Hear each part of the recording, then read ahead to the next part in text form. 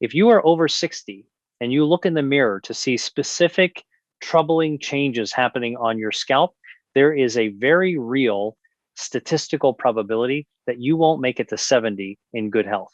I know how aggressive that sounds. I know it feels like a direct attack, and honestly, it is designed to be one. But I am not attacking you. I am attacking the complacency that tells us getting frailer, sicker, and weaker is just a normal part of aging. We need to stop looking at your hair as a vanity project and start seeing it for what it really is, your body's biological check engine light. The brutal truth is that hair is, biologically speaking, non-essential tissue. You do not need it to survive. You need your heart, your liver, your kidneys, and your brain. So when your body's fighting a losing battle against heart disease, hormonal collapse, or systemic failure, the very first thing it does is perform a triage. It cuts the power supply to the non-essential systems to save the vital organs. It cuts the power to your hair. If your hair is dying, it is because your internal systems are struggling to keep you alive. If you ignore these signs today or mask them with expensive conditioners and hats, you aren't just risking going bald. You are ignoring the distress signal of a body that is running out of time. You see, most men and women over the age of 60 look in the mirror, see thinning, drying, or graying, and dismiss it as bad genes. They think, well, my father lost his hair, so I will too. This is a dangerous mistake. By the time a heart attack happens, or a thyroid crashes, or a diabetic crisis occurs, the damage has been accumulating silently for years. But your hair tried to warn you months, maybe years in advance. The hidden culprit here isn't the shampoo you use or how often you wash your hair. It is metabolic prioritization. Your body is smart. It is constantly deciding where to spend its energy currency. If your heart is weak, your body steals energy from the hair follicles to pump blood. If your arteries are rusting, your hair pigment dies first to conserve antioxidants for the vessel walls. In our time together today, we are going to decode this triage system. We are going to walk through the 5 specific hair signs that predict reduced longevity. We are going to look at the hard science, not old wives' tales, that links these symptoms to life-threatening conditions. And more importantly, I promise you a solution. For every sign we identify, I will give you a specific, actionable protocol to fix the root cause. We are going to turn that check engine light off, not by smashing the bulb, but by fixing the engine. By the end of this conversation, you won't just know how to save your hair, you'll have the roadmap to reach 70, 80, and beyond with the kind of vitality most people think is impossible. Before we dive deep into this diagnosis, I have a small favor to ask. If you are someone who believes that your best years should be ahead of you, consider subscribing to our channel. We are building a community here dedicated to sharing the kind of deep dive senior health tips that doctors often overlook in those rushed 15-minute appointments. And I would love to know who I am speaking to today. Drop a comment below and simply tell me where you're watching from. It is always incredible to see how global our family is becoming. Now, let's begin this assessment by talking about the first major indicator, which is a fundamental change in the quality of the hair strand itself. I want you to think about the texture of your hair right now. Has it changed recently? I am not talking about it being messy. I am talking about a phenomenon where the hair transforms from being relatively soft or manageable into something that feels dry, brittle, and almost straw-like. It feels dead to the touch, and no amount of expensive oil or conditioner seems to hydrate it. This is not a cosmetic issue. This is a metabolic crisis. This specific texture change is the classic textbook red flag for a struggling thyroid, specifically a condition known as hypothyroidism. As we pass the age of 60, our thyroid function naturally begins to decline. But when it drops below a functional threshold, it spells disaster for your longevity. Your thyroid is the master thermostat of your body. It controls the pace of every single cell. It dictates how fast your heart beats, how quickly your brain processes information, and how efficiently your gut digests food. When that butterfly-shaped gland in your neck slows down, your body goes into preservation mode. It realizes it doesn't have enough energy to keep the whole house warm, so it shuts off the heat in the spare rooms to keep the kitchen warm. Your skin and your scalp are the spare rooms. the body constricts blood flow to the skin to keep the core organs functioning. The sebaceous glands, those tiny little pockets that produce the natural oils to keep hair soft, shut down to save energy. The result is that straw texture. But why does this mean you might not make it to 70? Because the thyroid also regulates your heart rate and vascular stiffness. A sluggish thyroid is directly linked to a sluggish, stiff heart. We have to look at the data here to understand the severity. A significant study published in the Journal of Clinical Endocrinology and Metabolism analyzed thousands of older adults and found a startling correlation. They discovered that even subclinical hypothyroidism, that means mild cases that often go undiagnosed by standard blood tests, was associated with a significantly higher risk of heart failure and cardiovascular death in older adults.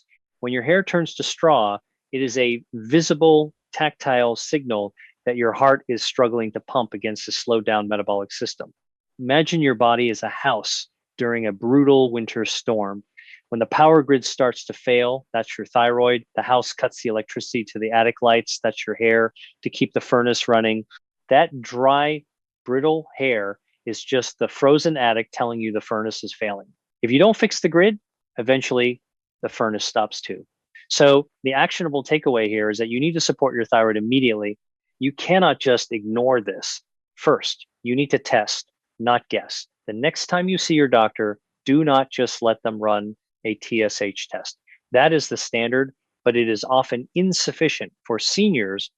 Ask for a full thyroid panel, specifically free T3 and free T4. These tell you how much active hormone is actually available to your heart and hair. But you don't have to wait for a doctor's appointment to start fixing this. You can use food as medicine. Your thyroid runs on a mineral called selenium. It is the fuel that converts the inactive thyroid hormone into the active form your heart needs. The problem is our soil is depleted and it's hard to get enough from a standard diet. However, there is a hack. Brazil nuts are the most concentrated source of bioavailable selenium on the planet. The protocol is incredibly simple. Eat just 2 Brazil nuts every single day. Not a handful, just 2. That provides your daily requirement of selenium. It is the cheapest, most effective way to flip the breaker switch back on and tell your body that it has the fuel to turn the lights back on in the attic.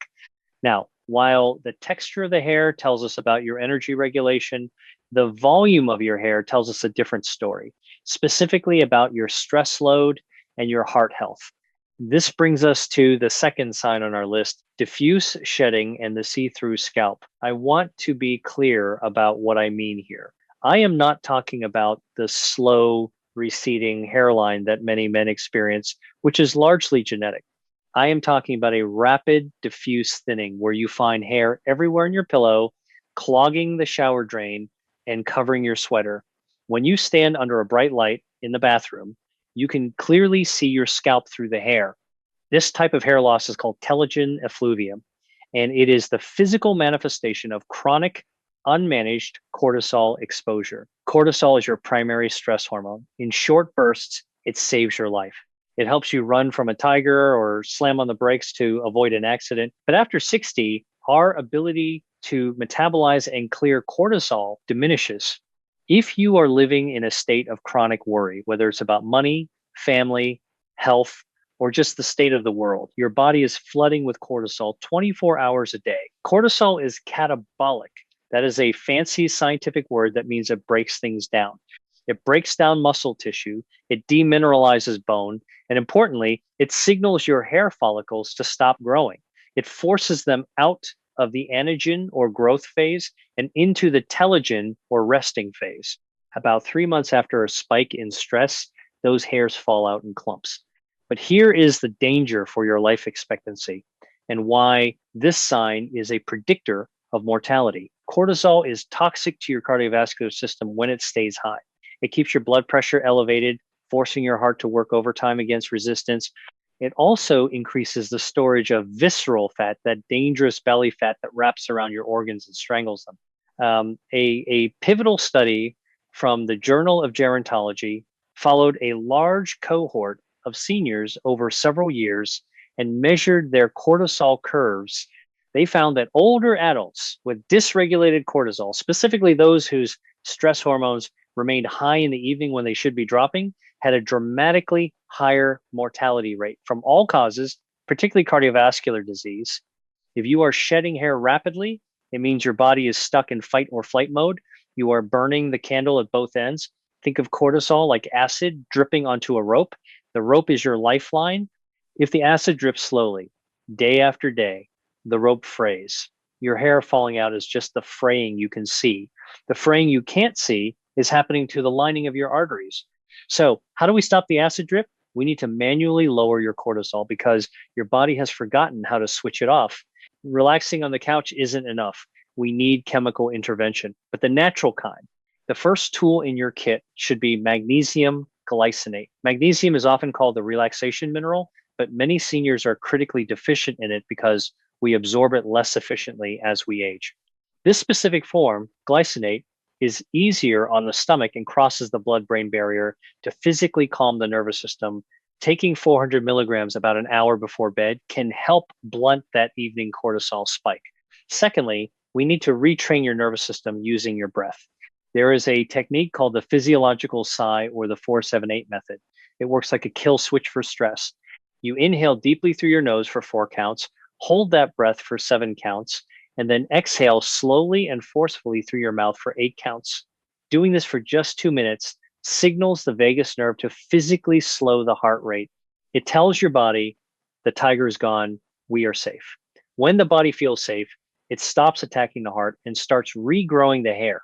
As we move down the face, we encounter the third sign, which is one that surprises almost everyone I talk to. It is often dismissed or ignored because it seems so trivial, but it is a massive indicator of nutritional starvation. I want you to look closely at your eyebrows, not just the thickness, but the shape. Specifically, has the outer third of the eyebrow, the tail that tapers off towards your ears, disappeared?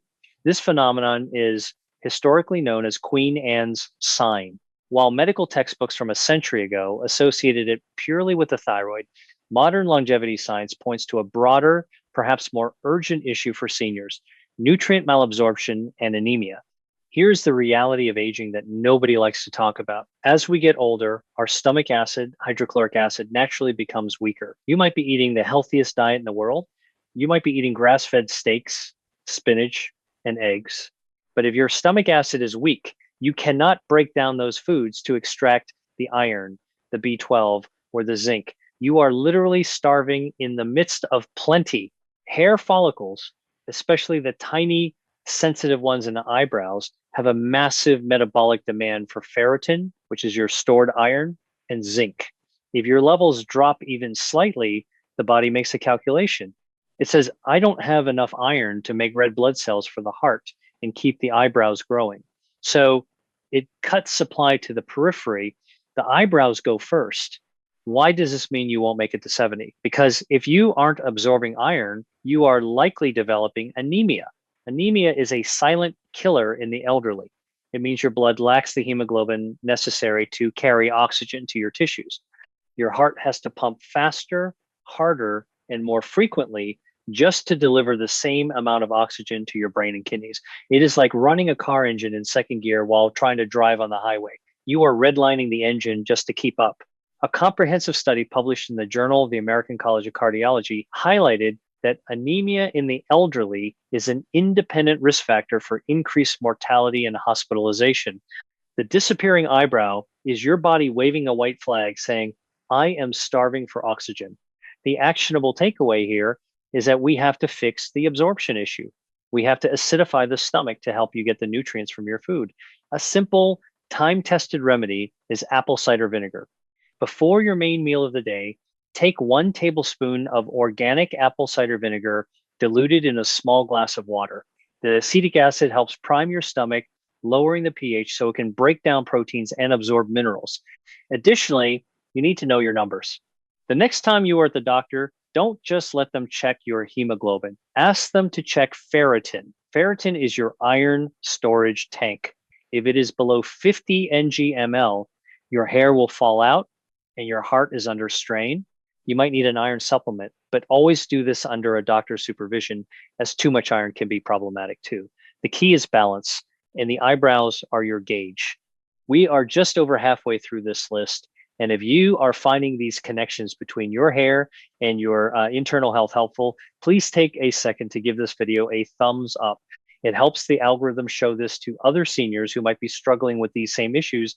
And honestly, it helps us save lives. Now, let's move to the fourth sign. And this is where we need to have a serious conversation about color.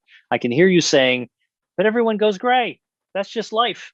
And yes, to an extent, that is true. But the rate at which you go gray and the timing matters immensely.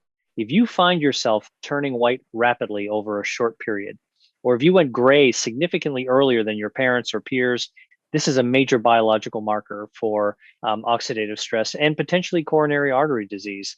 To understand this, we have to look at how hair gets its color. Your hair pigment is produced by stem cells called melanocytes. These cells are incredibly sensitive. They're the canaries in the coal mine. They are sensitive to something called free radicals, unstable molecules that are the byproduct of pollution, bad diet, smoking, and even just the act of turning food into energy. When your body is under high oxidative stress, it's like there is a rust spreading through your system. These stem cells are the first to die off from the rust. That is why the hair turns white. But here's the kicker. The arteries around your heart are just as sensitive to this stress as your hair follicles are. A fascinating study presented at the European Society of Cardiology Congress specifically looked at this link. The researchers found a high correlation between the degree of hair graying and the risk of coronary artery disease. They concluded that hair graying indicates biological age rather than chronological age. Essentially, the same biological mechanism that bleaches your hair is building plaque in your arteries. If your hair is turning white rapidly, it suggests your antioxidant defenses are depleted. Imagine your body is a factory. It produces waste products, free radicals during normal operation.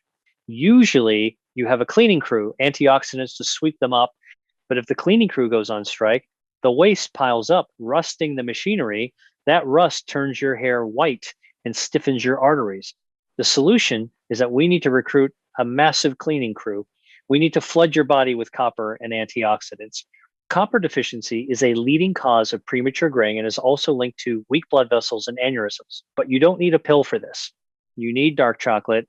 I am giving you permission to eat chocolate, but it has to be the real stuff, 85% cocoa or higher. It is one of the most copper-rich foods on earth. Just a square or two a day acts as a potent antioxidant. Furthermore, you need to focus on the ACE vitamins, vitamins A, C, and E. But don't just take a multivitamin. Eat the rainbow, berries, leafy greens, and specifically foods rich in vitamin C, like bell peppers and kiwi, help clear out the free radicals that are bleaching your hair and hardening your heart. You are essentially rust-proofing your body from the inside out. Finally, we arrive at the fifth sign, and this is one that people often tolerate for years, thinking it is just a nuisance or a hygiene issue. I am talking about a red, itchy, inflamed, or sore scalp. Maybe you have small bumps, or it just feels tender to the touch when you brush it. This is often diagnosed as seborrheic dermatitis or lichen planopilaris, but I want you to look deeper. This is actually a window into systemic inflammation. Systemic inflammation is often called the silent killer. It is the root cause of almost every major age-related disease, from Alzheimer's to diabetes to heart disease. When your scalp is inflamed, it is rarely just a local issue. It is a sign that your immune system is hyperactive and attacking your own tissues.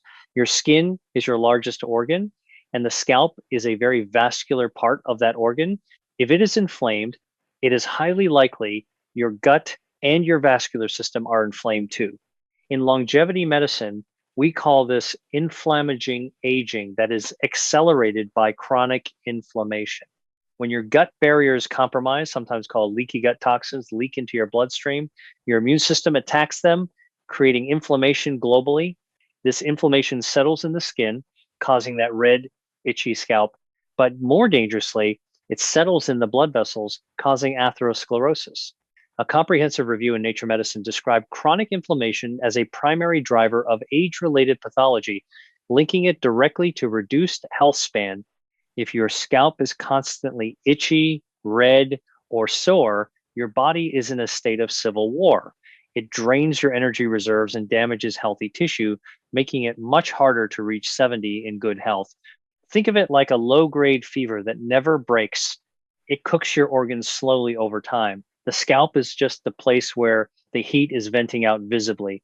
So, how do we put out the fire? We must reduce the systemic inflammation. The biggest arsonists in the senior diet are usually sugar and processed seed oils, things like canola oil, soybean oil, and sunflower oil. These are high in omega 6 fatty acids, which promote inflammation. We need to swap them for anti inflammatory powerhouses. I want you to consider adding omega 3 fatty acids to your daily regimen. These are the firefighters. You can get them by eating fatty fish like salmon, mackerel, or sardines 3 times a week. If you don't like fish, a high quality fish oil supplement is non negotiable. Omega 3 seconds integrate into your cell membranes and calm the immune response. Topically, stop using harsh shampoos that strip the scalp. Switch to something gentle. But remember, the itch on the head is coming from the fire in the gut. Heal the gut by removing the seed oils and adding the omega 3 seconds, and the scalp will calm down, and so will your risk for systemic disease. We have covered a tremendous amount of ground today, and I realize it might feel heavy. We have talked about how straw hair signals a thyroid and heart slowdown. We discussed how shedding reveals a cortisol crisis that erodes your arteries. We looked at the vanishing eyebrow as a sign of nutritional starvation and anemia. We analyzed rapid graying as biological rusting linked to heart disease. And finally, we identified a red scalp as a siren for systemic inflammation. It is a lot to process, but I want to leave you with a summary that is hopeful, not fearful. The summary is this: your body is not betraying you, it is communicating with you. These signs, the thinning, the drying, the graying, are your body's way of waving a flag saying, help me here so I can keep you going. By addressing these 5 areas, balancing your thyroid with selenium, lowering stress with magnesium and breath work, fixing absorption with acidity, fighting rust with antioxidants, and cooling inflammation with omega 3 seconds, you aren't just getting better hair. That is the side effect. The main event is that you are practically bulletproofing your heart, your brain, and your metabolism for the decades ahead. You are taking control of the steering wheel. There's a narrative in society that says after 60, we just have to accept decline, that we have to accept becoming frailer, weaker, and more tired. I want you to reject that narrative. Your body's resilient. It is capable of repair at 60, 70, and beyond if you give it the right tools. You have the knowledge now. You know how to read the signs. The only question left is, are you going to listen? I have one last question for you, and I really want you to answer this in the comments because it inspires everyone else reading. What is the one small change from today's conversation that you are going to commit to this week? Is it simply buying the Brazil nuts? Is it trying the 4-7-8 breathing exercise before bed? Is it swapping your afternoon cookie for a piece of dark chocolate? Let me know. Let's hold each other accountable. And please, if you found value in this, if you feel a little more empowered than you did 20 minutes ago, like this video and subscribe. Do it because your health is worth fighting for, and we are going to fight for it together. Stay curious, stay proactive, and I'll see you in the next video. Scene end.